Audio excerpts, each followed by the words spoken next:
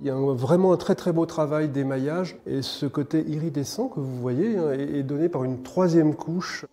Des vierges à l'enfant en terre cuite émaillée à la grâce toute particulière. La signature de Jeanne Champilloux. Née à Orléans en 1897, dans une famille de paysans, elle surmontera de nombreux obstacles avant de devenir une artiste reconnue.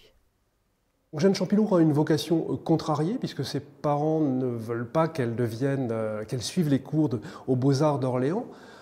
On lui veut un métier sérieux, donc elle sera professeure de musique, mais parallèlement quand même, comme elle est très opiniâtre, elle va peindre et elle va vraiment acquérir un véritable métier en tant que graveur surtout, avec une certaine reconnaissance puisqu'elle exposera à la Société nationale des beaux-arts. Et en 1947, elle ne vit pas de sa gravure, elle ne vit pas de sa peinture, elle est un peu lasse aussi de l'enseignement de la musique et elle veut une activité qui lui permette de rester chez elle.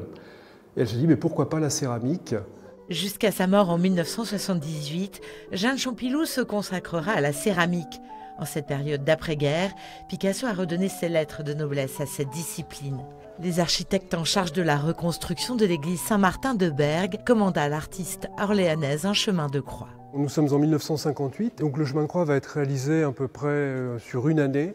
De nombreux dessins préparatoires, bien évidemment, des essais d'émaillage. Jeanne Champilloux travaille énormément. Elle se met aussi beaucoup de pression, parce que c'est son premier chemin de croix, donc c'est important pour elle.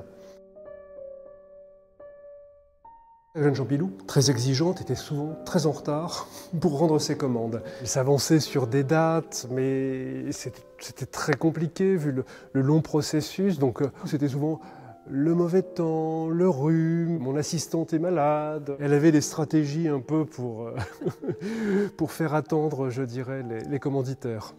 Jeanne Champilloux disait « Ma vie et mon art sont en rapport direct avec la terre. Cette fois, ce n'est pas sa terre, mais celle des Flandres qui lui rend hommage dans 4 autres communes du territoire. »